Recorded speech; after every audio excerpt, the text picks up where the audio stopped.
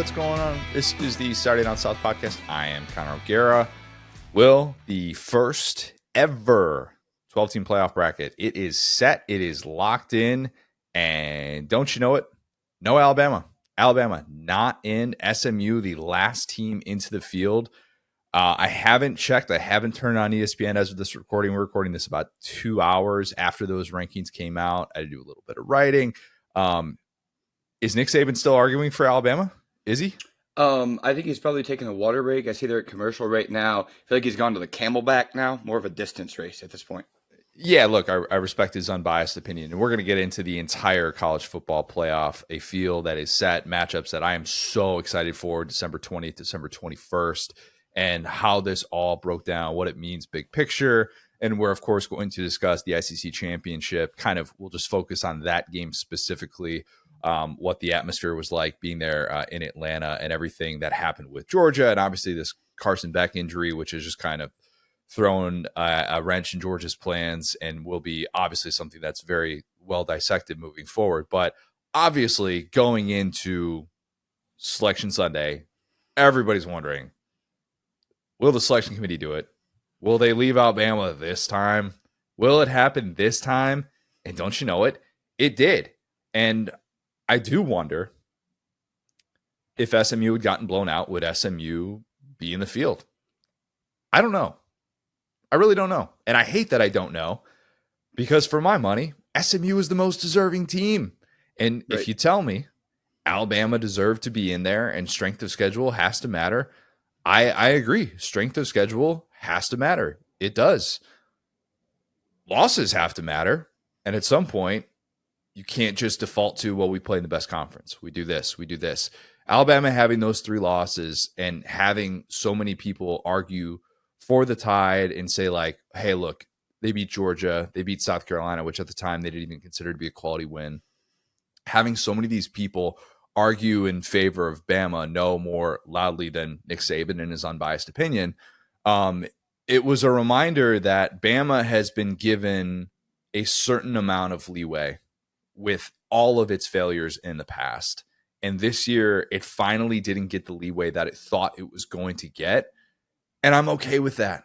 I'm perfectly fine with SMU being in the field instead of Alabama. Yeah, I mean, we talked about it, in the preview show. There were kind of these 3 SEC teams. The writing was on the wall that if one of them was going to get in, right, out of Ole Miss, South Carolina, Alabama, it was likely going to be Alabama. We saw it kind of come down to the wire exactly the way that you just said it. And I mean, I think from a precedent standpoint, it's a couple of things, right? So on one hand, I completely agree with you. I think this is the right way to do it. And I think that this is truly a great – would you say this is a fair fitting in to this college football season? Like looking at this bracket, do you feel good about heading forward? Yeah, I do. And for those saying, well, strength of schedule just doesn't matter anymore, the SEC's had more teams in the college football playoff than anybody. What do you like? The selection committee has acknowledged that in the past. What do you think last year was? What do you think last year Alabama getting in over Florida State was? Do you think that was acknowledgement of strength of schedule at all? Like, I'll defend the selection committee with at least that. But yeah, I'm okay with the way that this played out, because the question that I kept wanting to ask, and I'm not trying to derail you, so apologies if this is doing that. Okay. The question that I wanted the selection committee to, well, not the selection committee, but the ESPN panel to ask Saban was, okay, Nick, how many losses would have been too many? How many is too many? Because getting beat by 21 at Oklahoma for loss number 3, that wasn't enough. And I didn't hear Nick Saban saying Alabama should definitively still be ranked ahead of SMU. And people are saying, well, SMU was ranked too high to begin with. Based on what? They were a 1-loss team that at the time had 2 wins against ranked teams, and their loss was a 3-point loss at BYU back in week 2. So like, I just didn't really follow the logic. And I've been for Alabama's resume in years past. So there are people that are going to say like, oh, I'm just being a hater. I hate all things Bama. No, I argued last year for Bama to make the field and for Texas to be left out. So I miss me with that take. Like I just don't necessarily see why this even had to get down to this point, why there were so many people so emphatic that Alabama, with the types of losses that they had, not even just 3 last minute losses, but the types of losses that they had, just never made much sense to me.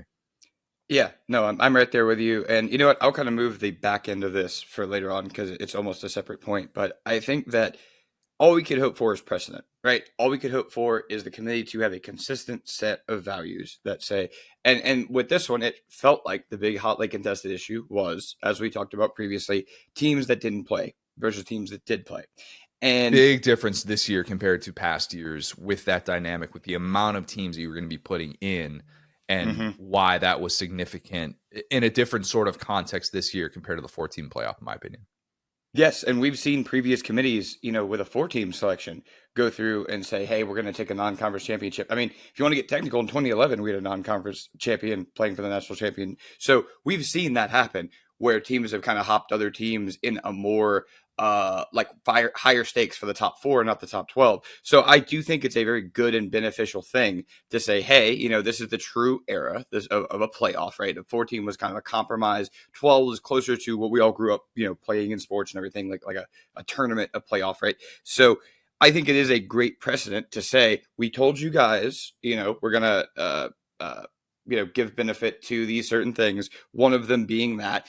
And it doesn't matter how much, if Nick Saban's going to put on his best tie, you know what I'm saying? The Aflac Duck is sitting there next to him. Timothy Chalamet, he might be on his side. Doesn't matter. Your team Knows didn't a lot play. of ball. Timothy Chalamet Knows a ton lot of ball. He's a Oh ball my knower. God. That was nice. That was nice. It's always a nice, like, I don't love it, when they bring in like random celebrity and they obviously just don't care. They're just like giving off the takes. But whenever somebody really does the prep, I respect that.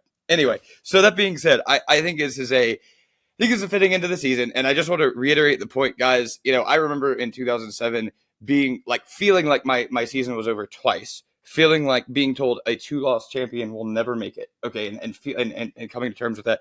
I don't know how not since 2007, obviously, but only in the last couple of years here, we have gone from, hey, I mean, like you just said, bro, FSU was undefeated last year as a conference champion and did not have a chance to compete. That's an injustice. Like when we talk about injustices, there are zero injustices happening here today. I'm seeing these long takes by who's the guy, the Reese's Bowl, the Senior Bowl guy in Mobile, and it's like, oh, well, this Jim means we Nagy. should Yeah. Jim Nagy, we should change how we do scheduling. We shouldn't do out of conference. Maybe we shouldn't lose to Kentucky. Well, that's what Ole Miss did. But yeah. I mean, look, I agree with that 100%. You're you see what I'm saying? Like that's what they did. Like yes, like the you're three only losses, in that discussion. Yeah. Yeah. Because of the SEC. If you were if you're a two-loss team, like you're good.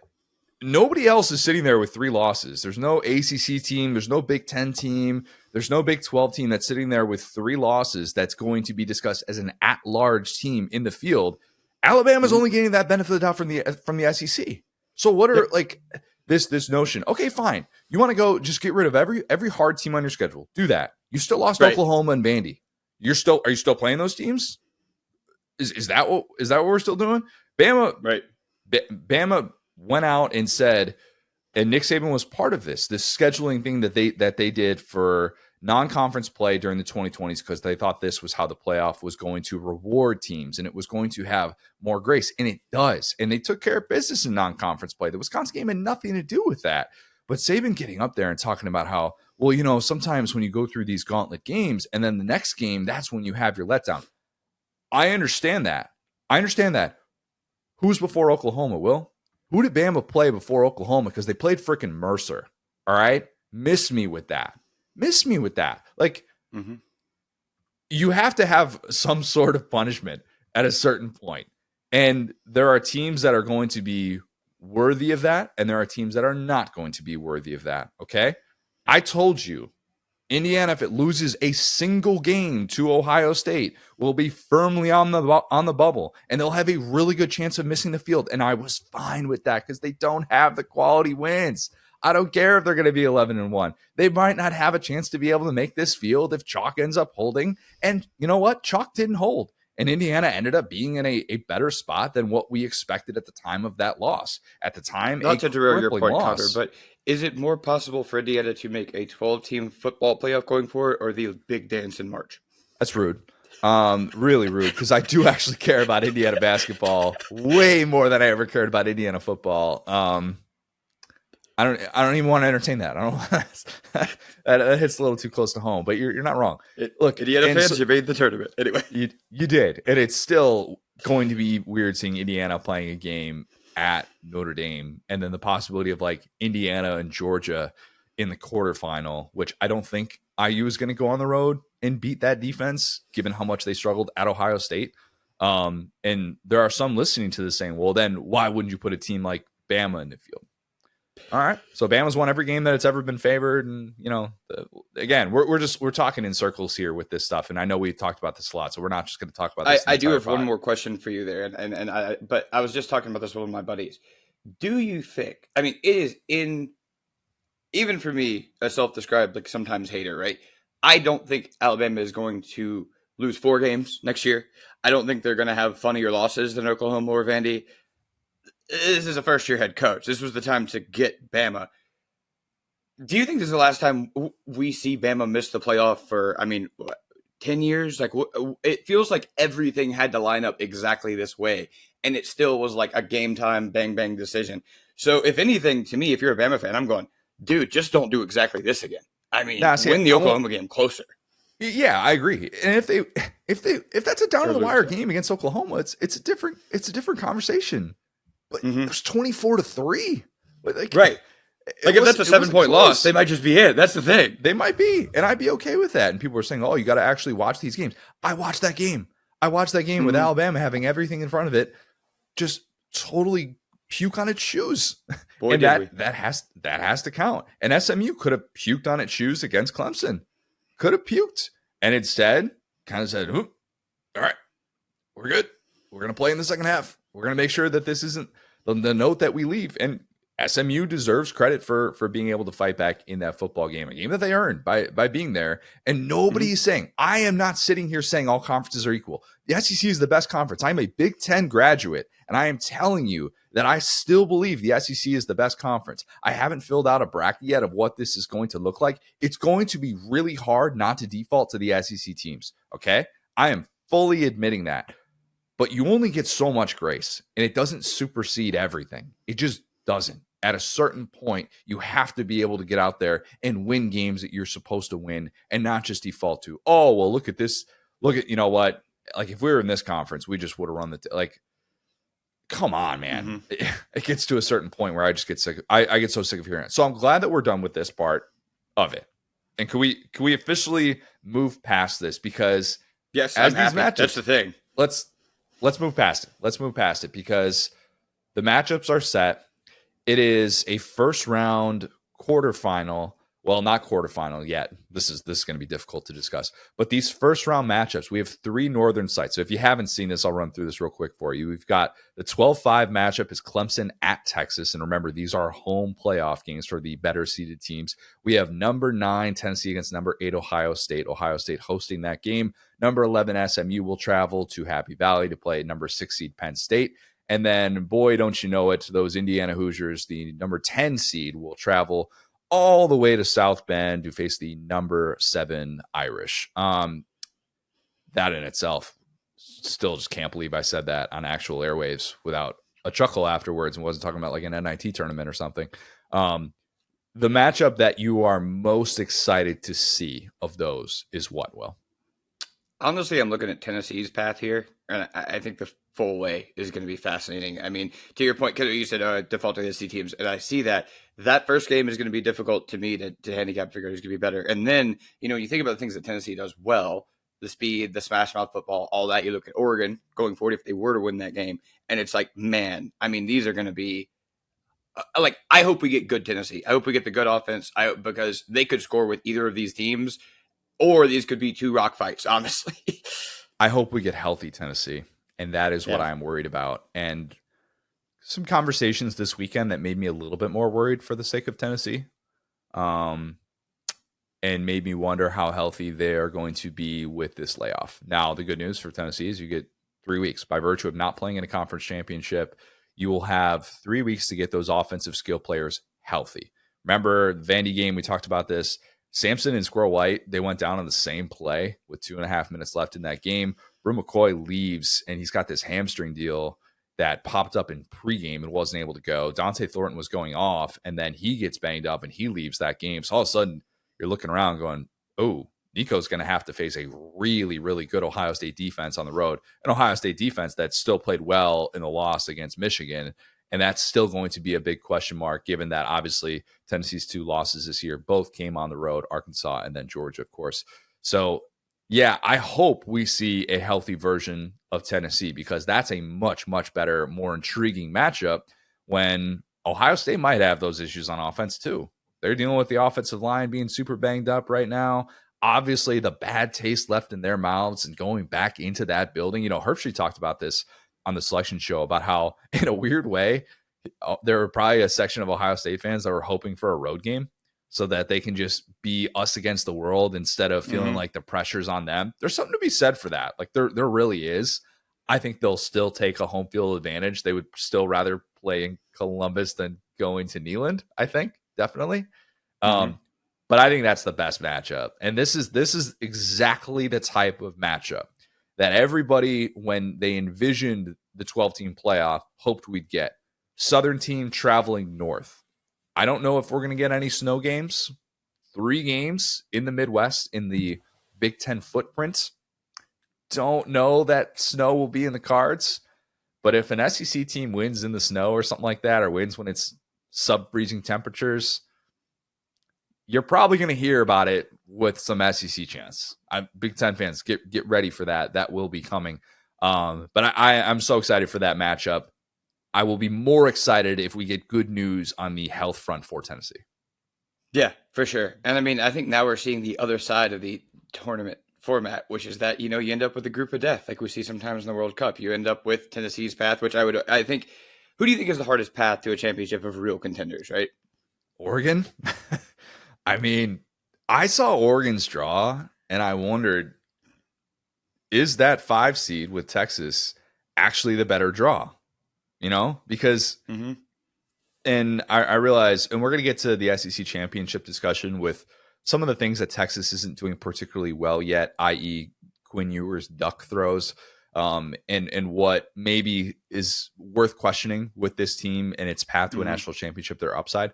But I kind of looked at the way that it played out for Texas, and I'm like, this is ideal, really, really ideal, because you get a Clemson team that, yes, just finally beat an FBS team with 8 victories, but you get that game at home. You are facing technically Clemson. Dude, hate to be a hater, but look, Clemson, not a top 15 team. They were 16th in the rankings, but they get the 12 seed by winning the ACC on that field goal. Just a wild ending after they blew the big lead against SMU. And you're facing a Clemson team that's already 0-2 against the SEC this year. Texas, I don't think will have its SEC membership revoked if it loses to Clemson. Some might suggest that. The haters will suggest that. They got to Atlanta. They're in. They're good. They're fine. Did you hear Dabo earlier on the show? It was all-time Dabo. He said the Lord put him in. It was an all-time, why do you say bleep me? Because he was like, people are saying this is the biggest kick in Clemson history. Some people would say that kick against LSU in 2012. I was like, what was the purpose, Dabo? We're in a whole new administration. It was a great Dabo hit. He's so back. I thought you were going to say he's excited to meet Matthew McConaughey, which he is. He very, very much is. What are those guys going to talk about?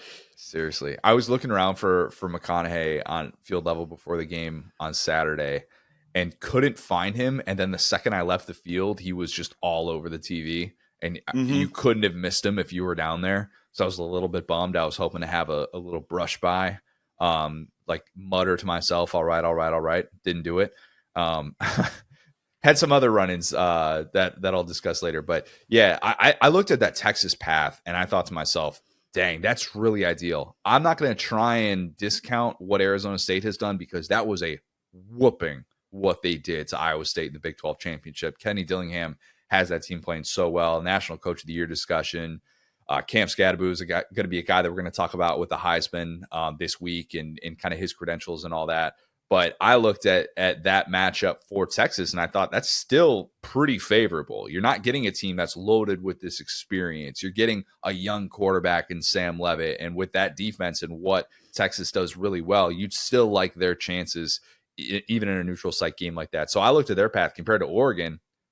Winner of Tennessee, Ohio State. You might have a rematch against Ohio State with your first matchup, and then maybe Texas right after that. Like that's two teams that we're wondering, oh, are these going to be top 3 teams? And Oregon might have to play those teams with its first 2 matchups. So I understand Texas doesn't have the bye in the way that Oregon earned it with that number 1 overall seed, but it kind of added to the notion that the 5 seed might actually be the sweetest spot to be in this bracket.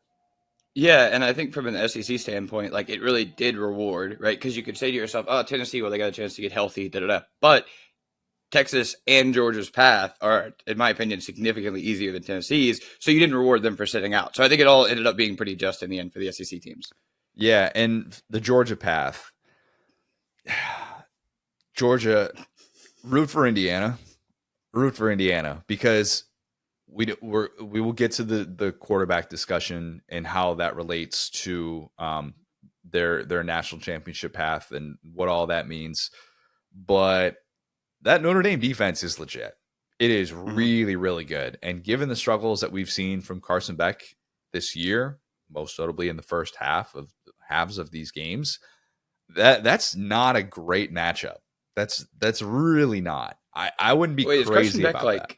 I need to go check out his injury, man. So much has happened in the last 24 hours. Is he, I assume you are not going to get a full rundown of that injury before the selection show. There was a 0.0 chance that Kirby Smart was going to tell the world exactly what Carson Beck's elbow injury was. I was waiting on Kirby to do the reverse Jordan Travis and be like, "Well, see, all of our losses were with Carson Beck." He did. Yeah, but we're undefeated. Dude, that would be politicking I'd be here for. Just give me the stuff that I haven't thought about yet that's so galaxy brain that would just be the old offense that lost those games, brother. Kirby called it an upper extremity injury like it's hockey or something. Dude, it's his arm. It's his arm. Just call it an arm injury. We saw him walking out there. Anyway. Dude, come on. But yeah, the Georgia path, I would look at that and go, I don't know if I feel great about that. Georgia, the way that it's defended the run this year, it's been a bit all over the place. So who knows if they get matched up with Boise State, if they get matched up with Penn State, who kind of got some things going in the ground game. That's been a little bit more hit or miss this year. But yeah, I still think that Georgia just, more than anything else, the only thing that they cared about seeing on Selection Sunday was rest, week of bye. Kirby, rest. That's what he talked about. And then, of course, the jab directly at Greg Sankey for all the road games that they had to play this year. Didn't expect him to go in that direction, but nonetheless, Georgia, if it is going to win a 3rd title in 4 years, it will still have a difficult path, I think. But I think Texas is set up pretty well. That might, man, I might regret saying that. Watch them lose to Dabo in the first round, but I feel like Texas is sitting there in a really favorable spot and didn't get dinged. Texas and Penn State staying ahead of Notre Dame. I had that projected for Sunday. I thought they were going to do that. I didn't think that they were going to want to say to Notre Dame, "Oh, here's this 5 seed that we gifted to you, even though you can't play in a conference championship game." I thought they were going to stick with the loser of the SEC and Big Ten championships with that 5-6 mark. And that's what made, obviously, it was going to push back Tennessee. Penn State would have needed to lose by a whole lot more. And maybe there wasn't even a number that they could have lost by, that they were going to fall below Tennessee, because we see that they're 3 spots separated. So take that for what it is. But I'm excited, man. We're going to have to do like a full bracket breakdown predictions. I got to do some predictions for SDS for Monday. But these matchups, man, I think that 27 hours that we're going to get on Friday, December 20th into that Saturday is just going to be awesome. Absolutely awesome. And I'm here for all of it. Yeah, no, I'm right there with you. Just to, like, put a bow on that. I think I agree. Texas and Georgia's paths, I think, are pretty good. They would have to play each other in the championship game, just to, like, follow back on that if they were to get a rematch. So good. I personally would rather not see 3-time matchups. So I think that if they both kind of win their side, that would be a pretty cool outcome to have. It would be just. It would be like, well, these are the 2 best teams, then I guess, not have them like playing it in a semi or something. And to our point, yeah, I mean, Tennessee, we're going to learn a ton about Tennessee. I hope they get healthy. I think that's a little bit of the group of death. I think that the easy group, the point that I was making, is the Boise State, Penn State, SMU group, but doesn't have anything to do with us, and it might with Georgia. And so yeah, I'm really fired up for these games. I'm glad I changed around a little bit of travel, so I'm staying home for Christmas, and I'm excited to just be full Wally couch potato actually like watching midday game or like watching back to back games. I know it'll be Mm-hmm. really nice the way that all this sets up with the schedule. They did. I do think that the schedule was done right. I kind of like having that Friday night game. I was hoping that the Mountain West Championship on Friday night was going to be a little bit better. We Mm-hmm. went out to like right by where the Battery is at why am I blanking on the name? Truist Park, right, Yeah. where the Braves Yeah. play. Yeah. Yeah. Yeah, Mm-hmm. and Perry and I had dinner over at Yard Barker there, and we were watching the game and stuff. And I was like just waiting for UNLV to make it a football game, and decided that they didn't really have the chops to be able to do that. But yeah, these matchups will be I think so unique and so fun to talk about. Gosh, I'm thinking about like the Andrew Makuba storyline that we got for Clemson, Texas with that reunion. Man, did he put on some hits on Saturday on Georgia. Golly, that guy was everywhere. But yeah, we will probably do more in-depth playoff talk over the course of the next couple of weeks. But the matchups are set, and that is a victory. How did we get there? Let's talk about conference championship weekend, Will. Yep. Georgia wins a game that was so freaking weird. It was so weird. Wait, was it weirder than their last matchup? Was it weirder than Georgia Tech? Nothing's No, weirder no, than no, an 8 no, no, overtime. Georgia, Texas. Because remember we talked about this is the weirdest Yeah. matchup between two good teams. This one might have been just as weird. Might have been weirder. It might have been really weird. might have been. You look up at certain points and you're seeing the total yards of Texas 175 to 9 or something like that. And Yeah. you realize Texas still hasn't gotten into the end zone yet. Feels like they're dominating this game. Feels like Georgia can't move the ball to save its life. It feels like whenever Georgia needs that big time play on defense, it gets it. And it's a Ewers sack and then a missed field goal, or it's a Ewers duck that gets picked off. And for whatever reason, Quinn Ewers has not learned that picking on Dalen Everett is a terrible, no good, very bad idea.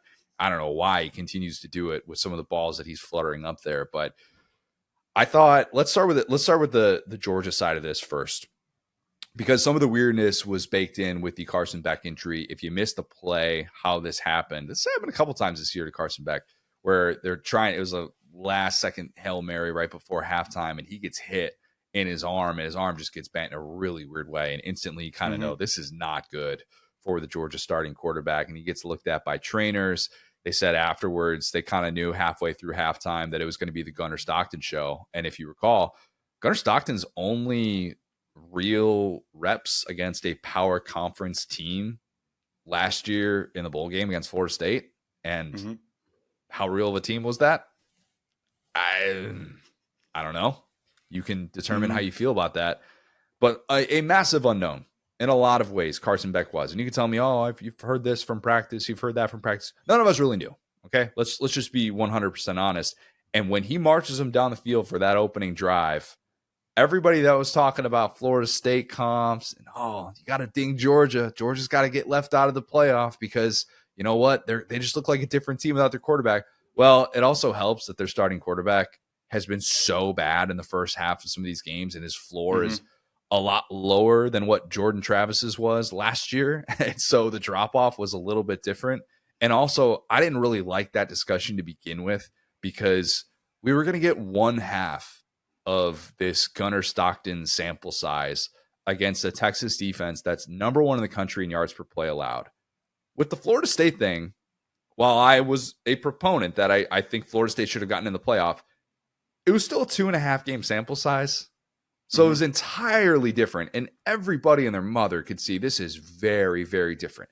And I'm not saying Gunnar Stockton is Carson Beck 2.0 or anything like that. But that opening drive still to come out there, and when all those Georgia, like the Georgia vibes were very low on offense, and all of a sudden get that going and get ETN into the end zone, it was kind of like this exhale. All right, this isn't going to be their undoing, and they will actually have a chance to win this game. But yeah, that whole thing just threw this game into a different sort of discussion in a hurry when Carson Beck went down. Yeah, I mean, and let me, okay. Obviously, we are not saying their offense is better with Gunnar Stockton. I'm not saying that at all, yeah. Right. I will credit Mike Bobo for like simplifying the playbook and getting in the end zone. And like, dude, this is something again we've been talking about all year, and I'm so glad that I came out like hot and heavy against Bobo early because it really made me key in on what he's been doing this year.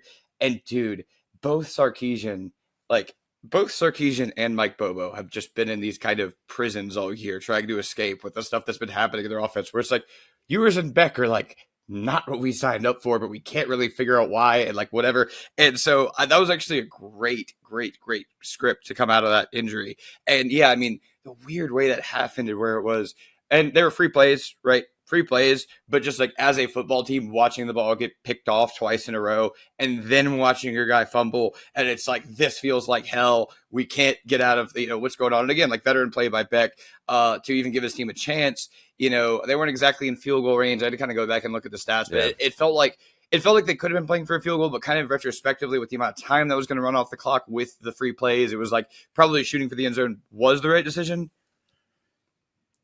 It's always the right decision. That was pretty fire. I hope you guys can go see that on YouTube. Connor, his chicken salad chick, big gulp. He's like, "I'll score tutties, baby." Anyway, so By the way, if you ever see this on the YouTube, shout out to my aunt Dale, who just had one of these lying around. She's like, "I don't think you'd want this. It says chicken salad chick on it." And I'm like, "Look, joke's on you. I love free stuff. I love free stuff. This thing is great. It's huge. If it's a ton of water, sold." Probably not going to have a pink one. Pink's just not my color. Has nothing to do with masculinity, but I'm not above a chicken salad chick logo. Whatever. Oh, but yeah, anyway, like I really do love the game plan to simplify the playbook, to run the ball. And we talked about that in the preview that, we thought Texas was, or Georgia was going to struggle to run the ball against Texas. I think that Georgia was able to scheme these run plays that were not just the side-to-side jet sweeps, the window dressing. They were able to get ETN going. They were able to run the ball between the tackles by really putting together this like pretty effective game plan. And I mean, even when you put Stockton in a position of being like, "Hey, bro, just don't throw a pick," and he throws a pick that like that was one of the worst interceptions of the year in college football, especially given the magnitude of that with Georgia clinging to a lead at that point, right? And right. To have that moment when you think they're going in for the kill, and instead Gunnar Stockton makes the worst possible throw in that moment. Should have been a pick six. Should have been a pick six. Who was it? They got that dog in him. Oh my gosh. But that play was really, really bad. And Gunnar Stockton had this roller coaster half in a lot of different ways. But I would argue that, Georgia did enough to be able to kind of adjust that game plan, and ETN gets going. We said in the preview, ETN, I didn't expect ETN to be back. And then all of a sudden, right after we recorded, there was a bunch of intel from Kirby. Like, "Oh yeah, he's actually like, we're feeling pretty good about it." And don't you know it, I get out there for pregame, and it had been, I of course saw later in the week, there's a good chance like ETN's going to play.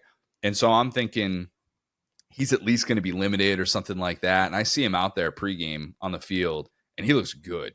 Like fresh legs. The Trevor Etienne that we fell in love with at Florida.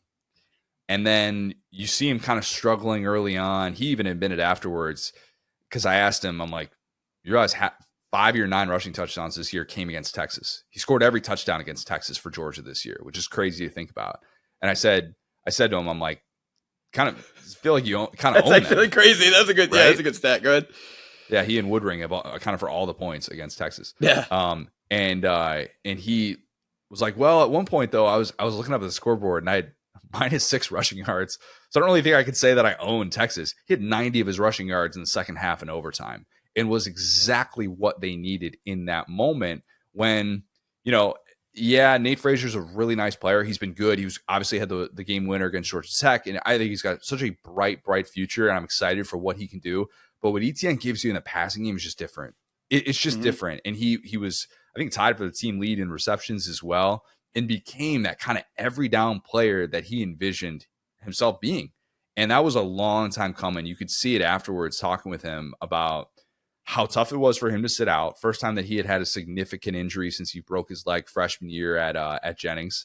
And he had never played in a game like that. And everybody remembers what he said on the Tate Ratledge podcast, Real Talk, when he said, "I could be RB2 on a losing team, or I could transfer and, be RB1, on a team that could win a natty." And I want to play football in December. And I realize Florida fans, I'd be frustrated if a guy said that about my program. I would, of course, then I would be, the first to pile on the fact that he got this DUI after he gets to Georgia. And that's obviously becomes the Georgia way, as bad as that sounds. But that moment meant a ton to him. He said, I don't care what happens the rest of the year. Like I will never forget that. And obviously he cares. He wants to win a national championship. So maybe that's a poor choice of words.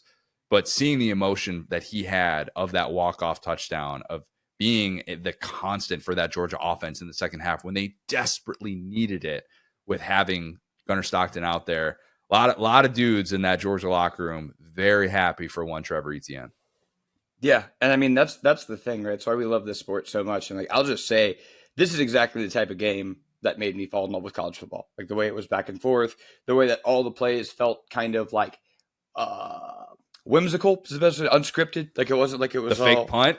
A little scripted though. A little scripted on the fake punt. Love a fake punt, dude. Kirby calling that in that spot, in that building, knowing what happened 2018, Justin Fields, the fake punt that might have forced Justin Fields to transfer, if we're being 100% honest, to have that one back and to call that in that spot when it looks like Texas has all the momentum in the world. And of all people, to give it to Arian Smith, the guy that couldn't hold on to a thing out there, and he gets going.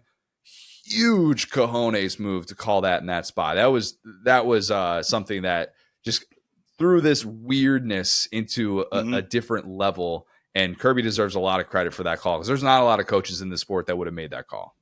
Yes, 100%. Now I'll go back to the ETA. Like this is the thing. Like this is my favorite part of the show, is when we're just basically talking about some dudes and we're like, what a great game. And like, so I'll go back to the ETN thing real quick, which is that, he's the type of running back, like statistically, visually, that you're like, oh, this is your guy that's going to get you a couple big plays, whatever. I mean, that's his most rushing yards in a Georgia uniform. Often you would think this type of running back profiles to get, let's say, 10 carries against like some like mid-major team, get 100 yards, hit the bench, and you see a lot of their higher rushing performances are against these like smaller teams. That's not how ETN profiles at all statistically. I owe that guy an apology, because if you look, like that at 94 yards was his 5th highest rushing total of all time, and all of the games above it are like rivalry show out. Crushed LSU one time with 3 touchdowns. Great Tennessee game against last year. Tennessee game last year. And so like, yeah, it can be kind of frustrating. I'm sure if you're ETN, you see like Cass Jones or whatever, even getting pass catching snaps, and you're like, kind of, where do I fit in here? But you gotta give Mike Bovo credit, because when he needed ETN, to your point, Etienne was banged up. Well, this is why Etienne's not the player that you give 20 carries to every game, because when you need those 16 carries, you're going to get and again, against this Texas defense that has been lights out, that has been so physical, that has been forcing fumbles, that has been punishing these smaller players like Etienne. You almost want, you want your big Derrick Henry running back. No. Etienne, to your point, has been the guy who has killed this team over and over and over again. And that's why, like, you can kind of view it as free agency. It's like, hey, you don't need to get the transfer portal edition that's going to win you a championship. You need to get the Robert Ory in there that's going to hit the big shot, that's going to have the big game. Because if you're Georgia, you're at a point where you don't need a savior. You need a role player who's going to not drop the football. And that's what they got. And yeah, I mean, the receivers, I think, played fine, but I think this was more about I'll disagree with that. I'll disagree with that. I'm trying to be nice. But, I'm not. Dude, Arian Smith, up until that, you're just wondering, why is Carson Beck targeting him? And the Dylan Bell thing, Don Lovett didn't look healthy. I don't know that he was. The Dylan Bell thing, maybe you chalk that up to Jahdae Barron was on him. Did I just pronounce his name wrong? Jahdae or Jahdae? Barron, Texas top corner. He was on him. And Carson Beck and Gunnar Stockton both seemed like they were trying to avoid that, unlike Quinn Ewers going after Dalen Everett. So maybe there's a little bit something there. Georgia's receivers were darn near invisible in this game. And it was kind of everything we had been talking about, what's been the Achilles heel.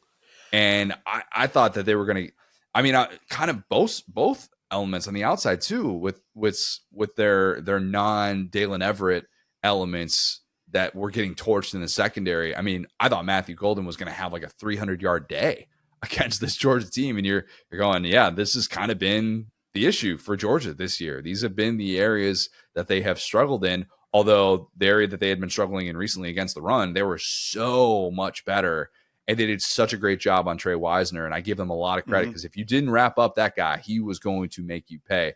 But yeah, sorry, I couldn't let that one off the hook. I did not think Georgia's receivers were particularly good. Yeah, you know me. I'm being Mr. Positivity today. I'm with you, but I want to go be the one to say it because I knew you would have a little bit more of the statistical backup and not just be like, "Well, those guys." Tight ends better than the receivers. I'll give them that. There was the nice toe tap grab out of bounds. Who was that? Was that Delp or Lucky that had that catch? That was Lucky. Yeah, and so there were a few of those. I shouldn't say the entire pass catchers, but the wide receivers, I thought once again were kind of like, you need this group to be better. Yeah, I feel like, as weird as this game was, I feel like we've kind of had our finger on the pulse of both of these teams where it's like, you were right. Basically what we came down to is Georgia either did chunk plays to the receivers, or they need to run the ball between the tackles, right? And they did. They ran the ball between the tackles. They had I don't know if that receiver had a chunk play for Georgia. Again, it was Lucky. It was the tight ends. I think Arkansas's AD had 2 catches in this one for Georgia. Anyways, so like point being, you're right. The pass catchers weren't there. Carson Beck, I think he kind of played fine, just based on how bad the receivers were. Yeah. Like, someone needed to step up. And like, again, I love Carson Beck giving his team a chance, but I'll say this. Maybe I romanticize the sport a little bit too much. There is something to, going into the game and thinking, okay, well, Georgia has this, or Texas has this backup quarterback, Arch Manning. The things, get difficult. They're going to put him in. We knew Gunnar Stockton. 99.9% of people watching that game didn't know Gunnar Stockton. So that flipping on us, I thought was pretty cool and poetic. And then the other side, and I'll shut up after this, I promise. But remember, like last year's game, pretty functionally swung on a Carson Beck handoff. Last year's SEC championship game. Yeah, the little pitch that ultimately they did deep in their own territory for some unknown reason. That was not the Mike Bobo victory lap. It wasn't, I promise. It was a weird call in that moment. Yep. And this game, instead, Carson Beck, game-winning handoff. Yeah. ETN. Go figure. With a busted arm. Like, that was poetry, bro. That was Disney right there. And by the way, ETN said afterwards, best handoff of my life. Best handoff I've ever seen. Because I asked him, I'm like, did Carson Beck look a little... How did that look? Because he's still got to be able to put the ball in his belly and make sure if you fumble in that spot, it's game over. Like, it's done. Mm-hmm. How much do you think that Kirby brought in Carson Beck for that play, just so that he could have it known? Look, he's banged up. He's clearly not playing, but this isn't some situation where he's going to be out for the season. Just have him. They had healthy quarterbacks. They did not need to have Carson Beck hand the football off because, of course, Stockton was out for the one play. He got his helmet taken off. I think it was Makuba who had that just nasty, vicious hit. I was stunned they didn't call targeting. I realized he led with his shoulder. I'm going to take a quick. I think we saw the 2 hardest legal hits I've seen in the same game because Texas had a hit like that I thought was also going to be targeting. Yeah, I couldn't believe it wasn't targeting just because of the reaction and what it did to Stockton. Not related to the hit itself, but because of what it caused and how much Stockton, his head just like snapped back. I don't know how he didn't fumble either. How did he hold on to that football? Because if he doesn't, Georgia was putting the ball on the mat all fourth quarter and was getting the best fumble. The outcomes where that gentleman throws that pick and does not fumble that ball are like negative a million. Like you mean to tell how was that first play a turnover, but the hit that he took wasn't. It was that was baffling. But a lot of these moments that Georgia, you just feel like they're going to find a way. And that was kind of the growing sense I felt like in the stadium. For what it's worth, the stadium atmosphere was tremendous. I know that people were tweeting beforehand, conference championships don't mean as much. Doesn't have the stakes, obviously, that last year's did. I fully understand that. I was interested if this was going to be, you know what, empty section over here, empty section over there. That atmosphere was great.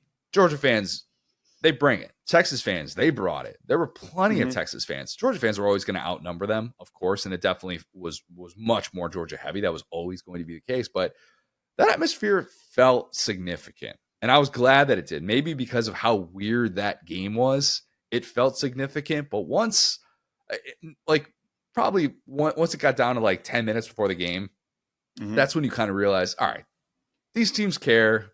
This does matter. And Georgia did have something to gain by being able to win a conference title, something that had eluded Kirby Smart, and exercise those demons, being able to bounce back after not being able to win this game last year and doing so against a team that, look, you'd like to be able to be their boogeyman. And that's a question Mm-hmm. I kind of wonder about, because we got to talk about the Texas side of this, Will. It's a missed opportunity for Sark. Yep, for sure. It's a missed opportunity. It really is. And I have not typically had too many critical words for Sark in the past 2 years, really.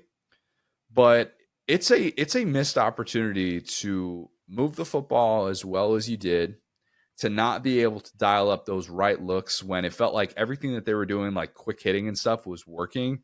And then whenever you would have Quinn Ewers dropping back and having some of these slow developing plays, they didn't go anywhere, and Georgia would get pressure. I mean, think about this: like the protection, I was stunned that it didn't improve more. Georgia ends this game with 15 TFLs. 15 sacked him 6 times in this Mm-hmm. game, and Ewers had some great moments. And when they got big throwing windows, he was hitting them. And some of these throws that he's making to Golden, who was just a fantastic player, the transfer from Houston, that guy was awesome on Saturday. And I thought he was going to torch Georgia for 300. But I was surprised that we didn't have a real Arch package. Arch was a Mm-hmm. decoy. He's a Mm-hmm. decoy on that direct snap fake thing that they did, and creative little play design. Absolutely was. I was waiting for more Arch, and I kind of was surprised that we didn't get a significant showing from him after what we had seen against A&M.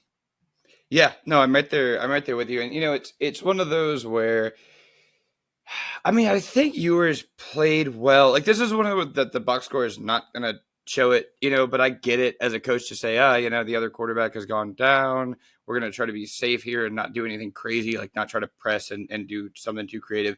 At the same time, if you're the offensive guy, and I think we've been really nice to Sark here when it comes to this stuff, you gotta you don't want to win the game. Bert Auburn does not need to be the star of your team. At the end of the day, you need to go for some fourth He downs. was You need not, to, and he had a rough day, and that certainly hurt yeah, Texas. The fact that the Texas kicker had his struggles and was he missed 2 kicks, I believe, in this game.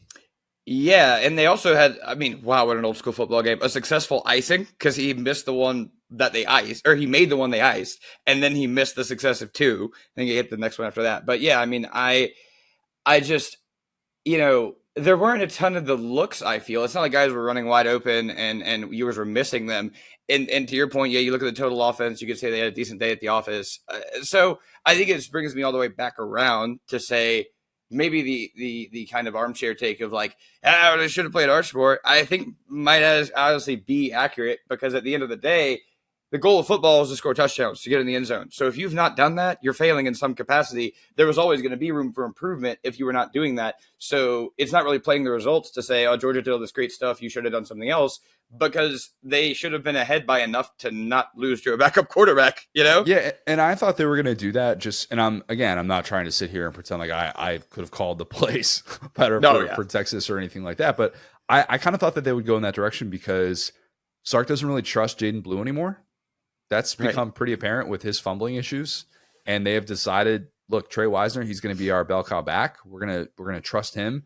And once he couldn't get going, those run lanes weren't there. His longest run of the day was a 15-yard run, and if I recall, that was on like a 3rd and 25, and he gained 15 on the play. So Georgia was not necessarily like trying to stop him for a 2-yard gain in that spot. And I thought with what wasn't working for Texas, it made all the more sense to bring in Arch and to get his legs going and at least have that threat. And then who knows, maybe you take advantage of that matchup. You get a one-on-one that you like with Golden on the outside or something like that. That could have worked. But yeah, I didn't see Gunnar Helm do much of anything in this one as well. And I'd have to go back and look at the numbers. I don't know how much he was doing, pass pro and stuff like that. But that's been the safety blanket for Texas in some of these tight moments that Ewers has really trusted. And that play, that like get over the hump play for Texas just wasn't really there. And honestly, the play that should have gotten Texas over the hump was the Gunnar Stockton pick. It really was. Texas needed to score on that play. It did. And ultimately, I need to score a touchdown on that play, I should say, Oh because they yeah, yeah, obviously yeah, yeah. they get the game time field goal. Bert Auburn redeems himself. I'll never get sick of saying Bert Auburn as the Bird Texas Auburn. kicker. It's just a Yeah. great name. But that should have been the, oh my God, this is our window to be able to do that. Instead, yeah, it feels like a missed opportunity for Sark. And I know I talked about how I like the playoff path, but you had a chance to win this conference in your first year in it and to get redemption after what Georgia did to you in your building last time. And Georgia's got a backup quarterback out there, and they're struggling to get anything going offensively. You've got the defense that look, teams would sign up for that defense 10 Mm-hmm. times out of 10. And they would pay a whole lot of NIL money to be able to get the pieces that Texas has. Anthony Hill Jr., that guy is just such a machine. I love watching what he does and how disruptive he is. And you still couldn't find a way to win. And that's going to sting. I think that's going to sting even if Texas, is able to win a couple of games in the college football playoff. I think winning the SEC in year one would have been really significant and would have sent such a loud message. Still think Texas is back, but an opportunity was left out there, and they were, I think, pretty visibly frustrated to not be able to take care of business. Yeah, I will say too. I mean, credit to man. This is just a Mike Bobo masterclass here. We have one of my favorite things. I don't know how often we get to talk about this, Connor, but a fourth quarter death march. This is a 9.5 minute, 16 play, 72-yard drive by Georgia here. The one that ended in the field goal that should have kind of put them ahead at the end. That, growing up watching old school SEC football, when you can just average 3.8 to 4 yards a carry. Was it Tim Becker? Not Tim Beck, but the OC that was 5 yards. That's pretty good. That Marcus type of drive. Marcus Satterfield. Marcus Satterfield, where it's no, when you don't want 5 yards a carry, you want 3.8 to 4, so you can just slowly and so it felt like the hardest thing to do was look this defense in the eyeballs with a backup quarterback, put together this insane drive, and it's okay, boom, we got it, we're all good, and then your backup quarterback is just hey man, watch this. Yeah. Right. You protect the ball for all of that, you know what I'm saying? You get it done, and it's and they're coming all the way back. So to your point, yeah, they could have scored on that play for sure. But it's honestly more embarrassing for Sark too to just get one more shot at the end zone, and that is when it's hey, bring in Arch, do whatever. You're going to kind of lose this game anyway. So yeah, I think that in a game of playing kind of conservatively, in a game of playing smash mouth football, in a game of taking your chances, you'd never want to play Kirby Smart in one of those games. We've seen how many of the great Georgia plays have been these tip balls, unscripted plays like I was talking about. And that's exactly what this game felt like, starting with the pick on Quinn Ewers, which everybody saw coming, right? But it was how they're going to respond to that. And to your point, they clogged up those run lanes for Georgia clogged up the run lanes. Texas couldn't run the ball. Yeah, they let the receivers go on, but they didn't let Helm get going. They didn't let really Ewers get going. So yeah, I think that having this final showdown of Sark versus Kirby is television, it's perfect. But if you're Sark, you're feeling you got 4 or 5 chances in that game, or even just stop that late drive, and yet Mike Bobo outfoxed you in Atlanta, which is pretty rough if you're Texas. I wonder how much. It's still too early to say this. It's a 2-0 advantage that Kirby has on Sark. Mm-hmm. But if this is one of those things that's just in the back of Sark's mind, of man, Kirby's kind of had my number. It's pretty stunning to see how respected this Texas offense is, this Texas offensive line is. And obviously without Kelvin Banks in this game, he was a game time decision that ultimately was unable to go. And still to have another game like this where you saw the chink in the armor, and Georgia has not always been able to dial up those pressure packages. And to get, think about this, look at how many guys had multiple TFLs for Georgia, because it felt like every guy that you were hoping would be able to wrap up Quinn Ewers. And part of it is Quinn Ewers doesn't have the same mobility. He is a more mobile guy. He's not as mobile as Arch when fully healthy, but that's probably limiting him to a certain extent. Whenever he climbs up in the pocket, it's kind of curtains. It really is at this point. That's just not an area where he even looks like he knows that he's struggling. But think about this. Georgia had 1, 2, 3, 4, 5 players with multiple TFLs in this game. Mm-hmm. That's winning the battle up front and winning the battle in defending the run. And Georgia did that. And when Georgia is at its best, that's what it's doing. We haven't always seen that. We haven't. So moving forward, you could say, well, yeah, Georgia on its best day defensively, we saw what it did twice against Texas. That's the ceiling for this Georgia defense. That's all well and good. Are you going to be able to do that in 3 consecutive games? I don't know. I am still very much of the belief that Georgia, even if you told me, oh, yeah, Carson Beck's actually going to be back in a couple of weeks. We don't know at the time of this recording what that is going to be. We don't know what that's going to look like. But even if you told me they're going to have a healthy Carson Beck, I would still say, well, the variance is it's all over the place, man. It still kind of is. And the fact that Georgia had such a slow start in this one, Trevor Etienne said afterwards, after the Bama game, I kind of looked around and was like, we get off to a lot of these slow starts, don't we? Like we're kind of putting ourselves in this spot. I wasn't sure if that was a good thing or a bad thing. And we've kind of shown, I guess it could be a good thing because we've been able to get to this place with all those slow starts. But eventually one would think it has to catch up. It didn't on Saturday against a really good Texas team, but who knows what that's going to look like. I still don't feel like I have the best grasp of what to expect every single time Georgia steps on the field.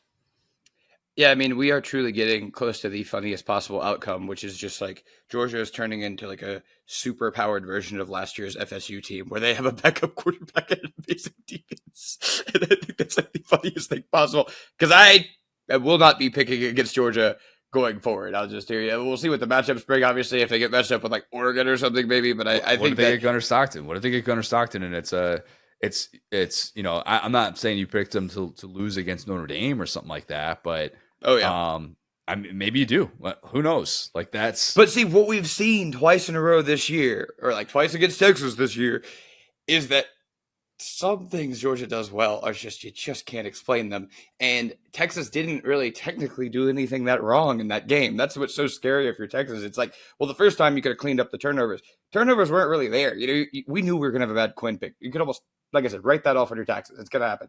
So that's the thing with Georgia. Is it's like if their defense plays like this, it doesn't matter if the receivers don't show up. It doesn't matter if you got random Slavic guys catching passes. It doesn't because they had Carson Beck playing like dirt against Texas and they still should have won by 30 the first time. Then he got hurt. They beat him with a backup quarterback. So that's the thing. Maybe they just have maybe we were talking about these two assistants were just fighting for Saban's secret sauce. And I think Kirby just got it. I think he's got the ability to win. Yeah, it was easier for Sark to beat Saban for sure and to beat Alabama at all. But in the matchup of these two guys, this is clearly Kirby's SEC. And furthermore, he's already a multi-time national champion. He's already been in these big spots. I think you got to love where you're at as Georgia because you don't know what to prepare for if you're another team in terms of not the quarterback, but hey, who's going to turn into a swamp monster? Who's going to get the TFLs? Who's going to get the big pick? Is it going to be some random guy we've never heard of?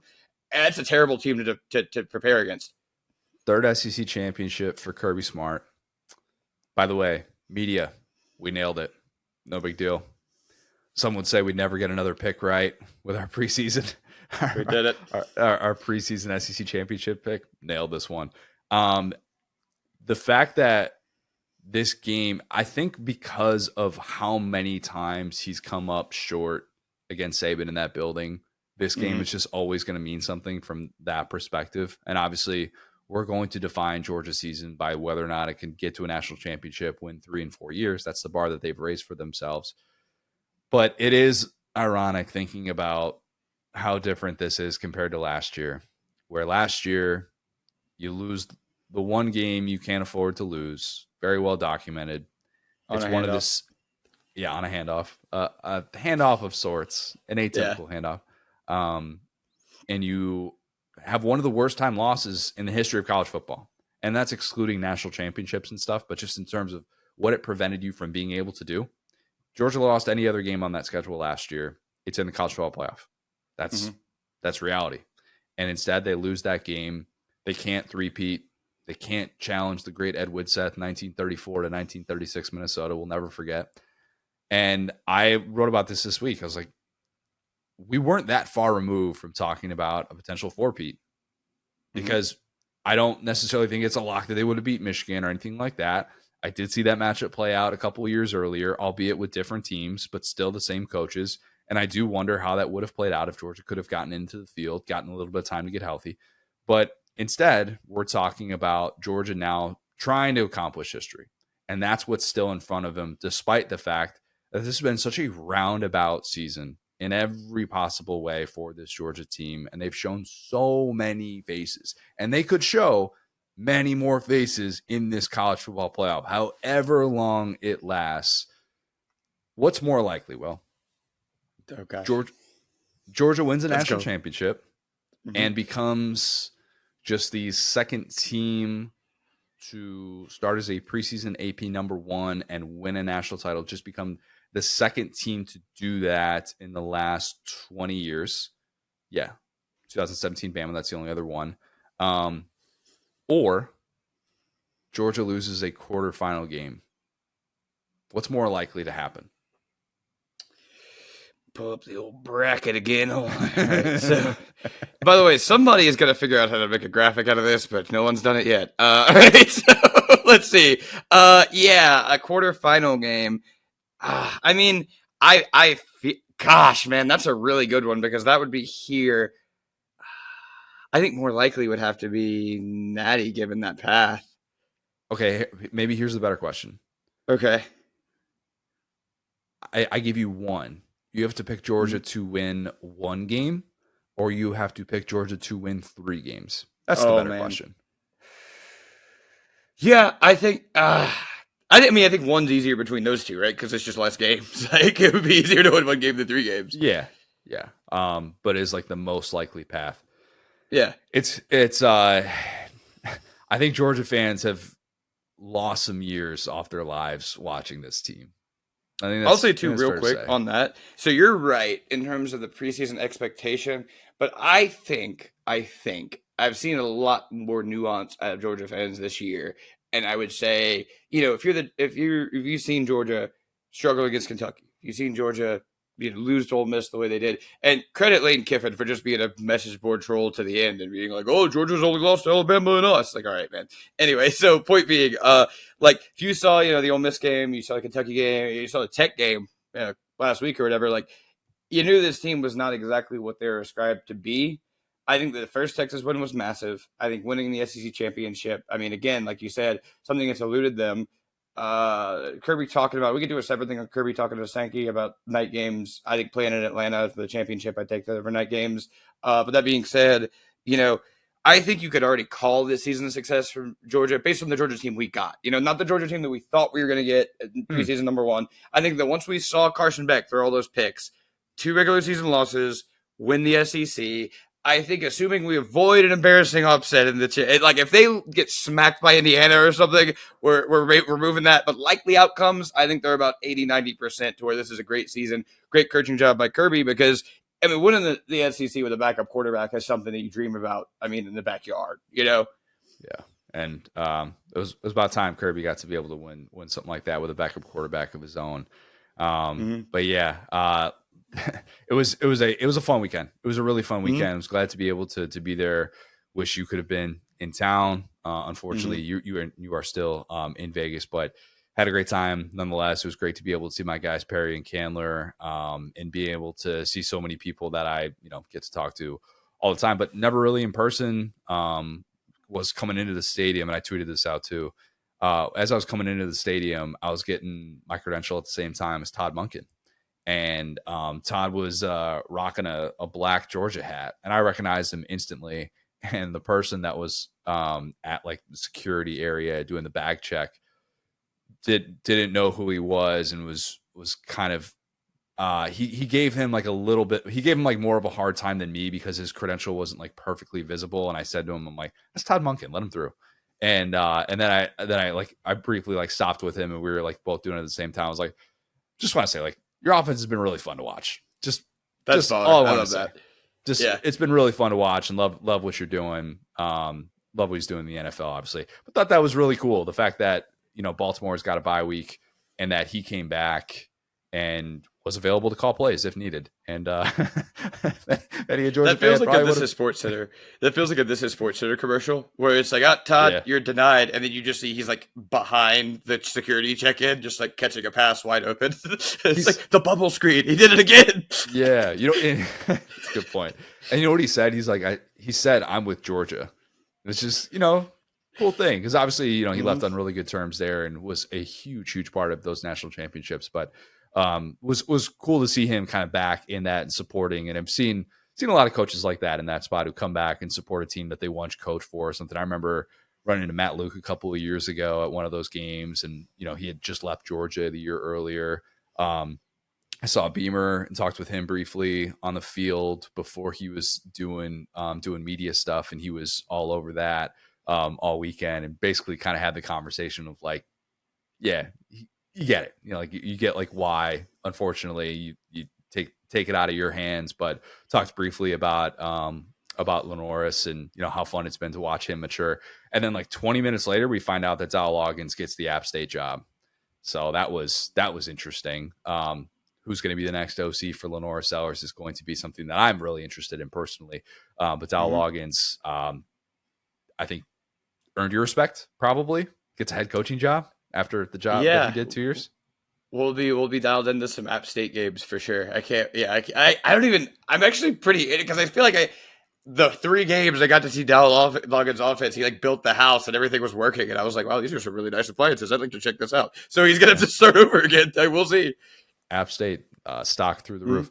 UCF, and also real quick, Beamer, super cool dude. Just wanted to because that's the funny thing about the conversation about all this stuff. Like Beamer, if I'm not trying to be mean, if what happened to Beamer happened to Lane, buddy, he'd be on InfoWars right now talking about it. Like it would be like, are we sure he's not? Will, because I don't think Lane is logged off. Kirby had the joke on Friday with Laura Rutledge and Steve Sarkisian of like, yeah, like I would get Lane a flip phone for Christmas. So I stopped getting on Twitter.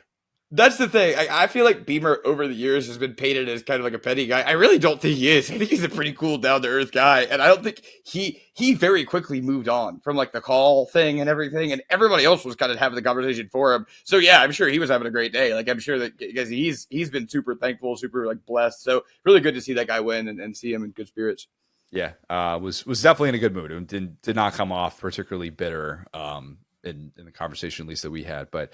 Yeah, he was down there, and it was a fun atmosphere to be a part of, and the SEC championship always kind of delivers, even in this new era of college football. I felt like it really delivered, and that's why we love going every single year. Who knows? Maybe we'll be back in a month and a half here, national championship, maybe back quarterfinal. We'll see. If Tennessee gets there, that's a different story.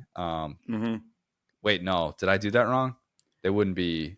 It would be Texas that would have to be there. Yeah, a potential Texas-Arizona State matchup in at Mercedes-Benz. That's what it would be, I believe. Someone will do this graphic correctly. I know. We had the locations come out after Sugar the fact. Bowl. Yeah, there we go. Sugar Bowl. Georgia would be the Sugar Bowl. The Peach Bowl would be hosting the Arizona State gets to face the winner of Clemson and Texas. Clemson, Texas. Yeah, sorry. So sorry. Yeah, you're right. No. Arizona State, Texas would be Peach Bowl.